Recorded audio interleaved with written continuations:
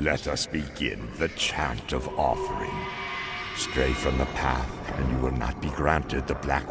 In this world, is the destiny of mankind controlled by some transcendental entity or law? Is it like the hand of God hovering above? At least it is true that man has no control, even over his own will. While this might be an anime-only piece of dialogue exclusive to the 1997 iteration of Berserk, it also perfectly sums up the mentality of the subject of our video today. It's not immediately apparent to anyone who is unfamiliar with the series that the God Hand exists in a plane of existence so far beyond reason, but even then, you can clearly tell that Void stands head and shoulders above all his kinsmen. His, let's say, disturbing look, juxtaposed with the pure air of austerity that spills out with his words, are what make him such a captivating character, and his identity is by far one of the biggest mysteries of the late Kentaro Miura's as yet unfinished masterpiece. Well, we're here to break that down for you, so without further ado, this is Void's Origins, Explored. Before we go into our explanation, we have a very small request. If you like our content, please support us by subscribing to our channel. This is a small click for you, but for us, it means a lot. Thank you. Let's begin.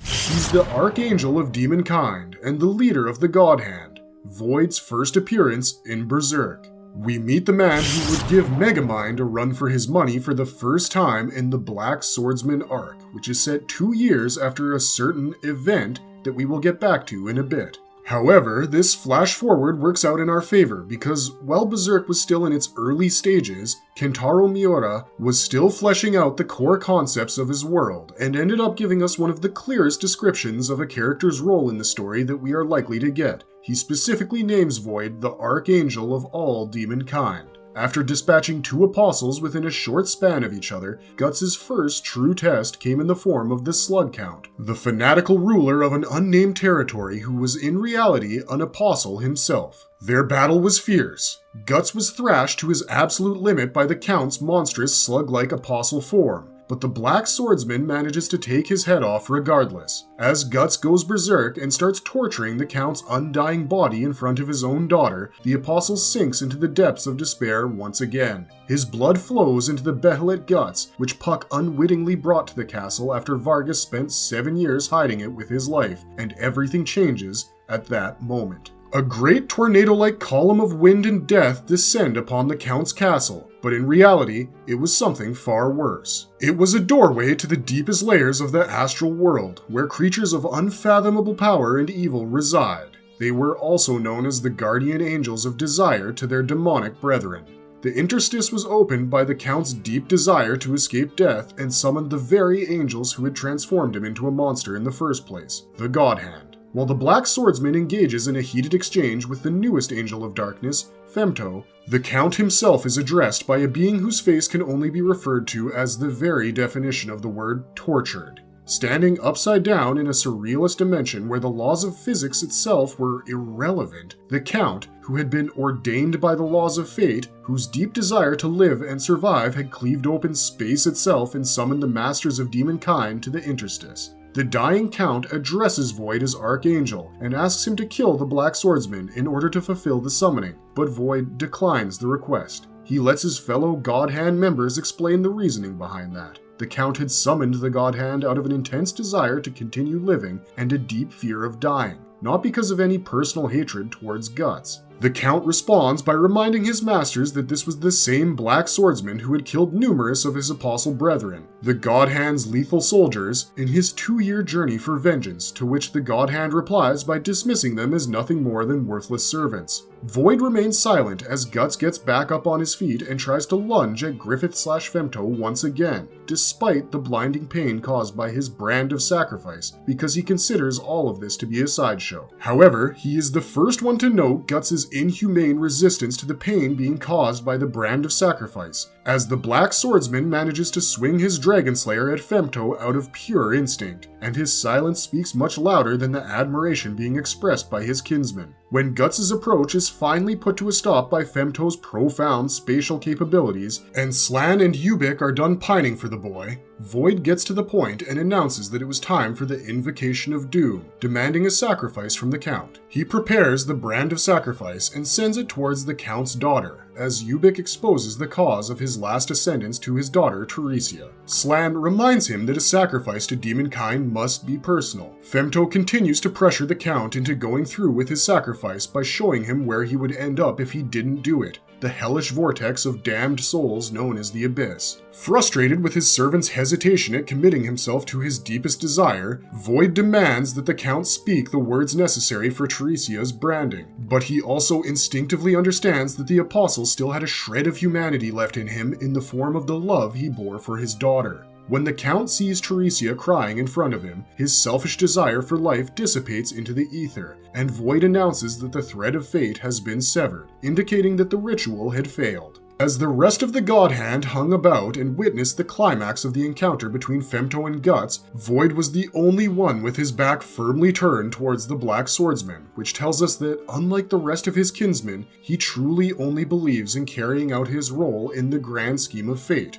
or as Berserk calls it, causality. Again, this arc took place in the early days of Berserk, so Miura didn't have a lot of the concepts that make his series seminal down just yet, but you can still tell that Void has a keen perception of the concept of causality. He instinctively knew that the Count had given up on his second reincarnation because that is the reason for the brand of sacrifice disappearing. He also looked surprised when Guts managed to take a swing at Femto, because it supposedly should have been impossible for him.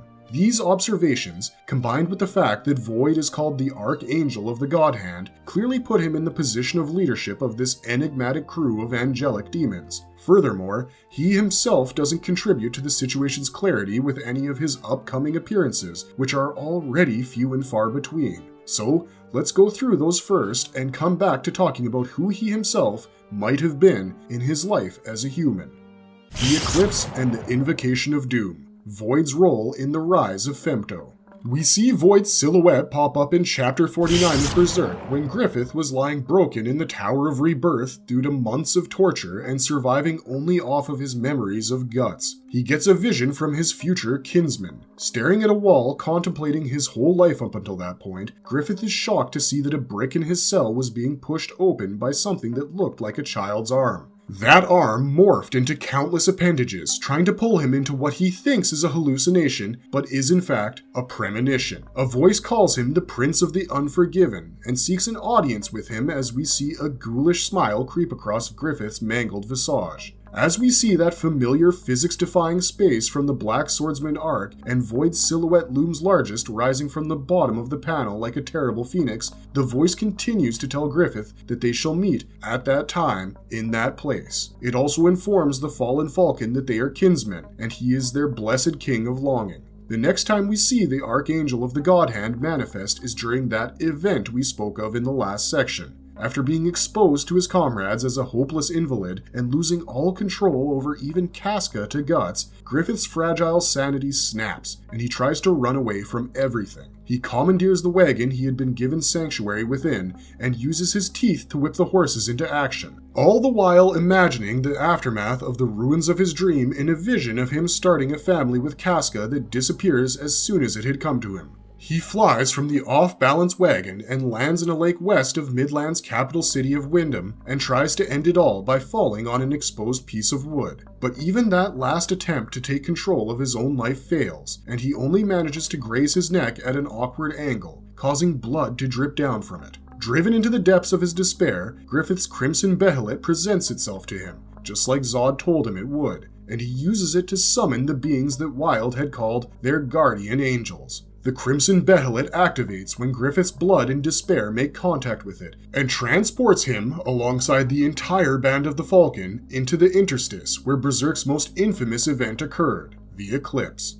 As the human soldiers who once rode under his Falcon banner formed ranks to defend themselves in this utterly nightmarish battleground, all Griffith could do was seethe internally at the fact that Guts was the one who reached him first in an attempt to save him. At that moment, the 4 members of the God Hand who had already shed their humanity manifested themselves in the interstice. As the apostles raged in a frenzy about the nocturnal feast that only took place once every 216 years following the arrival of their masters, Void came forth as if he were born from the black sun itself, and addressed all gathered with surprising dignity. He first welcomes the apostles, the lambs of the ungodly god born of man, to enjoy the sacred nocturnal feast to the fullest, before pointing directly towards Griffith and addressing him as the child consecrated by the laws of causality, as the Falcon. He informs Griffith that he is the chosen one, picked by the hand of the great god, and that they were kinsmen, calling him the blessed king of longing once again, which reminds Griffith of his previous hallucination. Guts is obviously livid by all this talk of longing and kinsmen, and wants nothing more than to take his beloved former leader out of this hellscape. However, he stops cold in his tracks when the god hand Slan explains his passionate friendship would make him an excellent sacrifice. The Band of the Falcon understandably loses its mind, trying to comprehend what this could possibly mean because they still believe in Griffith and his dream. This is when Ubik explains that everything that was happening was because their leader had always possessed the qualities to become a demon. It was for that reason that he was granted the Crimson Behelit, which only appears once in 216 years to a human with the ideal character traits to become a God Hand member. For his ascendance to take place, he, as one consecrated by causality, would have to sacrifice that which is most dear to him. Guts rebukes the God Hand statements and asks them if they were going to make Griffith into one of their monsters, to which Slan replied that Griffith would do that himself. Guts tries to argue back, but Void's booming voice declares that all lies within the current of causality. He reveals to the Band of the Falcon that each of their individual lives were given form so that they could end up at this place, at this time, and end up as sacrifices for Griffith's ascension. He calls for the invocation of doom as Griffith is raised to his altar, but can instinctively sense the fallen Falcon's palpable fear. Void asks him whether he was afraid of such profound and terrifying beings as himself and his kinsmen, or of the future that lies in front of him. But before Griffith could answer, Ubik broke into his usual routine of holding up a mirror to the consecrated child's soul itself to show him his true self. In this vision, deep within Griffith's consciousness, given form within the interstice, Ubik takes the form of the fortune teller who gave him his Behelit and exposes him for always having known that his path to getting his own kingdom would be built upon a pile of corpses. Griffith attempts to deny this fact several times within himself, but in the end, he is forced to accept that this is who he has always been, and if he sought forgiveness out of fear now, then he would never get to reach that place. Void steps forward and reinforces this idea by telling Griffith that eyeing that castle in the sky and piling up corpses to take it has always been the real him. He has pushed forward over thousands of his fallen comrades and tens of thousands of the enemies they killed in his name. Even now, as his back alley dream stands interrupted because of his physical state, Void shows him that despite their despair, the Band of the Falcon still believes in him. He tells Griffith that they should forgive him and welcome him with open arms, because even though things stood at an impasse, he was still willing to commit his wounded self to them. Void coaxes Griffith to burn everything and bury them in the ruin of his dreams, which is just the point he needed to hit to get the fallen Falcon to accept his preaching. He says that the cruel grace of the God made of man is never fair on the conscience of the chosen ones, but even so, if his dream still lived somewhere in his soul, if Griffith could still see that castle dazzling in his eyes, then he should pile it up, take all he had left to give, and chant the words, "I sacrifice," within his own heart. If he did that, he shall be granted raven black wings upon which he shall soar in the heavens, higher than any summit he had dreamed of before. As he prepares the brand of sacrifice, Griffith accepts his Archangel's message. If destiny is born of reason that transcends the logic of a man, then it is the cause and effect that that man bears his evil and confronts that destiny. Hearing his life's purpose from the mouth of an entity that could neither be called an angel nor a demon, Griffith's heart is swayed, and he chants the words to the invocation of doom, which leads to the branding of the entire Band of the Falcon. Void declares that the threads of causality have been bound and that the promised time has come. The nocturnal feast known as the Eclipse commences, and Griffith ascends to Demonkind as the fifth angel of the God Hand, Femto. Void informs Guts that the branded ones have now been turned into sacrifices for Demonkind, and that every last drop of their blood shall become food for the new child of darkness. Trying to break Griffith out of his rebirth cocoon was useless because the power of man no longer had any hold over his fate. Once Femto was born, Void welcomed his new kinsman and bore witness to his first act as the new embodiment of evil. They did not speak a word as Slan rejoiced over the vortex of disgusting emotions that Femto's violation of Casca was making her experience, but was the first to react when the eclipse was breached by the foe of the Inhumans known as the Skull Knight. Skull Knight didn't waste any time exchanging badass pleasantries or arguing with the clear villains in this situation. He went straight for the head, metaphorically and literally, slashing at Void's big brain, hoping to separate its hemispheres permanently. But the Archangel's powers are seemingly limitless as he opens a spatial portal that deflects Skull Knight's attack back at him, causing him to defend and escape, but not before locking eyes with Void long enough to suggest there was some kind of history there. Earlier, when he was trying to force his way past Nosferatu's Zod, Skull Knight thought to himself that Void would say even that encounter had been fated by causality. This indicates that there is clearly some kind of relationship between Void and the Skull Knight, so keep that in mind when we discuss the former's origin. Getting back to the action at hand, Femto tries to stop the Skull Knight's approach towards him with his newly gained abilities, but finds himself struggling to understand his powers. This allows Skull Knight to grab Guts and Casca and leave the interstice practically unopposed. The rest of the God Hand is excited by this extremely unpredictable occurrence at a temporal junction whose events had already been ordained by causality. Slan looks at Void and wonders whether this too was a part of the plan somehow, but then dismisses Guts as nothing more than a leaping fish in a river that cannot be stopped from flowing. The God Hand celebrates the birth of their newest kinsman, who will help them usher in a new age of darkness in which all the light in the world will be eclipsed by the moon of evil. From this point forward, Void mostly disappears from the story. Out of all the members of the God Hand, he is the one least involved in the incarnation of Femto in the physical world, and is also the one who shows the least interest in the struggler known as Guts. Slan is infatuated with the Black Swordsman, and shows herself to him on at least one occasion in the physical world. Ubik has constantly praised and appraised Guts' insane survivability every time he has met this struggler within an interstice. Conrad was responsible for the plague unleashed on St. Albion in preparation for Femto's incarnation, but as for Femto, well, he became the center of the story from the Conviction arc onwards. But Void is the only character we do not hear from for the rest of the story, albeit we do see him on 3 separate occasions. All of them contain 0 dialogue, and one of them is technically a memory, but it is that memory that holds the key to understanding who Void might have been in his previous life. So let's explore those and try to uncover one of the biggest mysteries of Berserk, shall we?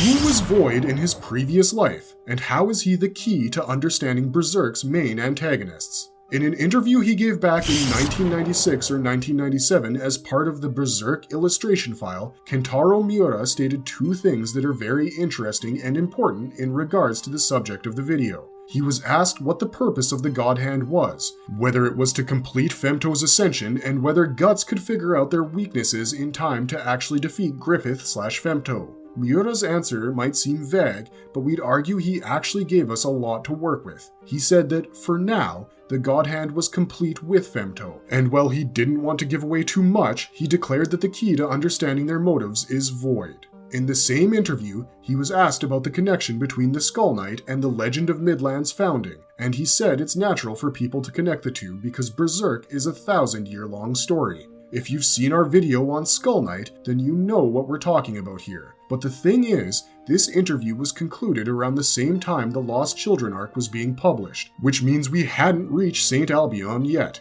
This is the reason why a single dialogue from an insane Inquisitor and a flashback panel from Chapter 362, which was released over 25 years after this interview, might just hold the key to the identity of one of Berserk's biggest mysteries. In Chapter 138, Father Mosgus, the aforementioned insane Inquisitor, recalls the story of a certain sage to Lady Farnese de Van Diemen. It was said in legend that this sage was imprisoned by the Supreme King Geiserit, whose empire had declined into becoming a den of feasting and pleasure for daring to oppose his extravagance. The sage was subjected to abhorrent torture, and yet he proclaimed the Skull King's sins to God every day he lived. In the end, an angel descended upon the earth. Mosgus breaks off into the virtue of the holy ground that they stood upon, aka the Tower of Conviction. But his story sounds a lot like the answer to a question raised all the way back in Chapter 53.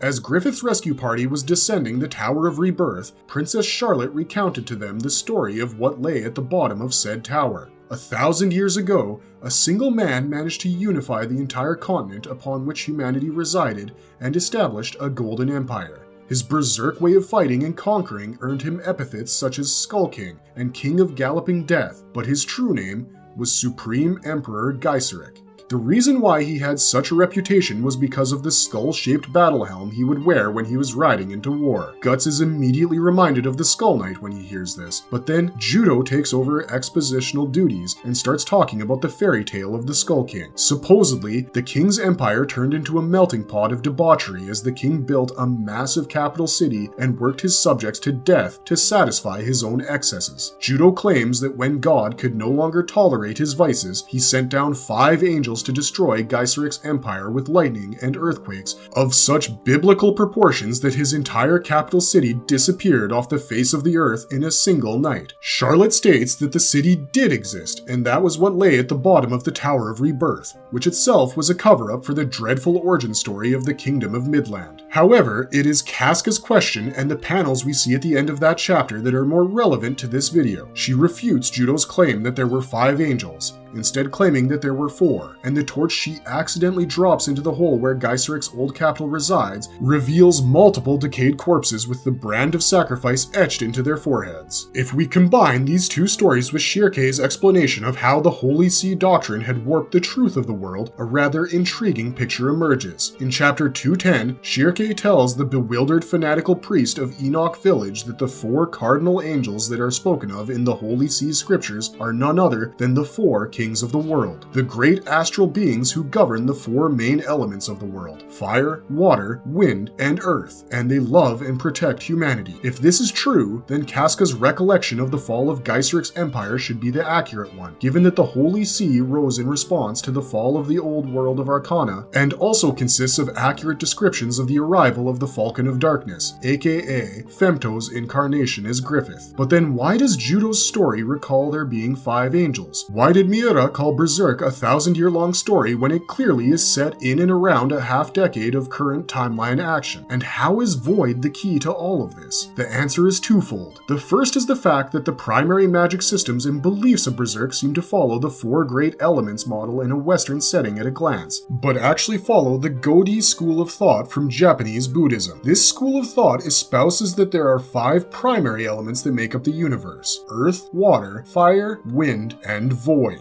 The Godi school of thought's descriptions of these primary elements is identical to the description Shirke provides for the elemental spirits and the 4 kings of the world whenever she invokes their name. If this logic holds true, then Void in Berserk is the literal personification of the unknown ether where consciousness, creativity, and all other higher mysteries reside. This can explain Void's spatial powers because technically, gravity would be a concept classified under Void in accordance with the Godi ideology. The only times Void appears in the story after the eclipse is during the incarnation ceremony when his form is manifested in St. Albion as Guts struggles to save Casca, and later, following the great roar of the astral world, when he is manifested in a corporeal body which appears to be a massive brain. But in chapter 362, we see the point in time when Void was seemingly manifested, and it answers every question we have posed to you so far. In that chapter, Guts and the Skull Knight visit the dwarf Hanar, the creator of the Berserker armor which is currently in Guts' possession. The dwarf instinctively knows that Guts has not yet mastered the armor's OD, and decides to show him a blood memory seeped into his from the previous owner of the armor, i.e. the Skull Knight. As Hanar's hammer stroke synchronizes Guts' OD with the armor's, Guts witnesses Skull Knight's final moments with dreadful familiarity, his eyes open to a nightmarish hellscape, with the abyss swirling in the background, a mass of tentacles with malevolent eyes creating the landscape around it, and the silhouette of 5 figures standing in the background on an altar-like precipice. In the death throes of his life as a human, the Skull Knight cut through a horde of apostles with his sword before falling at the knees of those entities, and Void is revealed standing in the middle of 4 other astral beings who look a lot like his current God-hand brethren. The Skull Knight locks eyes with Void in the memory before turning his attention to a woman in his arms, who is identified as the Lady Priestess of the Cherry Blossoms, and his lover in his life as a human. As his own blood clouds his eyes, the Skull Knight witnesses the brand of sacrifice on his beloved's shoulder, and then a second one appears on the ground beneath them, blazing like hellfire. Before we can see the memory play out completely, Shirke pulls Guts out of it, fearing he was endangering his life again, but all Guts can think is the fact that what he had just witnessed felt a lot like the eclipse he had lived through. Before he can express this thought, the Skull Knight cuts him off by telling him what he saw was the end of a foolish king and the beginning of a wraith wandering through the endless night. As Guts is left to ponder upon the similarities between himself and the enigmatic Skull Knight, we are forced to reckon with a revelation that might end up having serious consequences for the rest of the story. That revelation is the fact that Void is most likely the sage that Gyseric imprisoned in the Tower of Conviction 1,000 years ago, and that sage was the first wielder of the Crimson Behelit. Here are a few things that support our theory. First, the design of the God Hand members might have been incepted as an audience grab, but has since evolved into being a reflection of the inner demonic selves of the people they used to be. Keep in mind, we are told that the God Hand's members all used to be humans at one point,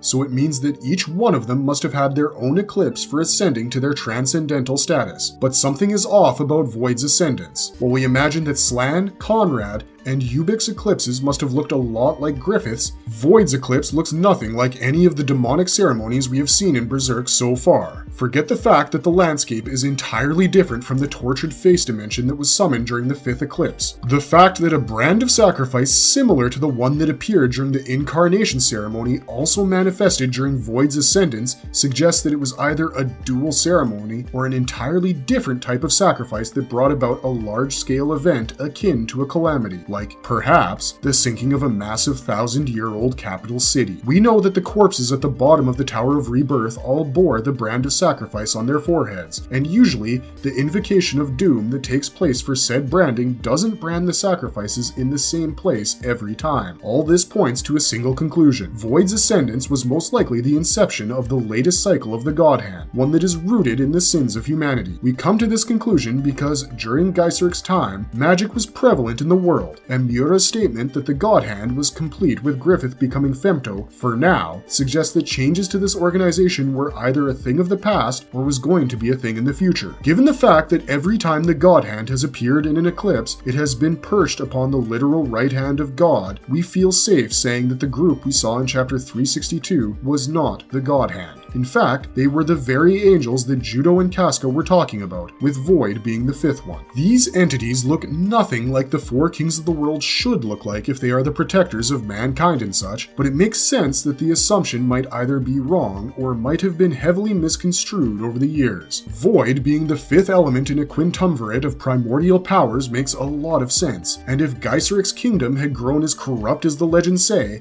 then it is possible that the cardinal angels teamed up with Void to bury the city in the astral world overnight. The reason why the Holy See forgot about Void was because they only remembered the sage he was in life. Perhaps if Father Mozgus saw the tortured face and the exposed brain of Void, we'd have a revelation similar to the one that Holy See's pontiff had upon being visited by the Falcon of Light in his dreams and subsequently meeting Griffith, because he would realize that the sage and Void are one and the same. So here's what we imagine really happened 1,000 years ago. Supreme King Gyseric, with the help of the Berserker armor and his personal mastery over it, managed to raise an army strong enough to build an empire that spanned the entire continent that humanity resides upon. Because the Berserker armor is known to intensify one's beast of darkness, he gave in to his baser desires and created a kingdom of debauchery in the place of the golden empire he had promised his subjects, or at least that is what it turned into in its later years. The sage who becomes Void, aware of magic and its role in Gyseric's ascendance, denounces his acts as grave sins to the very order of life. We know this is possible because of Shirke's initial reaction to coming into contact with the human world. If the sage was someone like her who cared about the spirits more than warfare, then he would have been driven into deep despair by Gyseric's conquest. So when he started denouncing his actions, the Skull King had him imprisoned and tortured worse than the King of Midland did to Griffith. In his despair, all that kept the sage alive was the knowledge of Gyseric's sins, which he proclaimed to a profound entity in the astral world. And then, one day it heard his cries and sent him the Crimson Behelit to grant him his deepest desire. Using the Behelit's power, the sage sacrificed the entire capital city of King Geyserit, or at least the elites who had defiled it, in exchange for the ultimate truth of life. Despite having his eyes sewn shut, the sage now saw the flow of reason and desire that controlled the very essence of time and became aware of causality itself. With his newfound status, Void, alongside other profound astral entities disgusted by Geyseric's sacrilegious acts against their divine existence, sank the capital to the bottom of the Tower of Rebirth and branded him and his lover as well, with Geyseric eventually dying within the Berserker armor and continuing life as a literal wandering ghost. Void then set about achieving the task beset to him by his new god, and worked for the next millennium or so to manifest the God Hand. He now waits to see the fate of Geyseric's old kingdom corrected, because Guru Gedfring confirms that Falconia, Griffith's capital city in Fantasia, is in fact Geyseric's old city raised from the depths. We can only speculate on what Void will do now that he is back in the physical world. Considering the fact that he is named after the creative essence of the Godi system, and that he is the arch enemy of Skull Knight, aka Prototype Guts, he's clearly not done with the story yet, but whether we will get to see him fulfill the role Miura intended for him to play remains a dicey conversation. The heavens, fate has set you free from human reason, and by providence.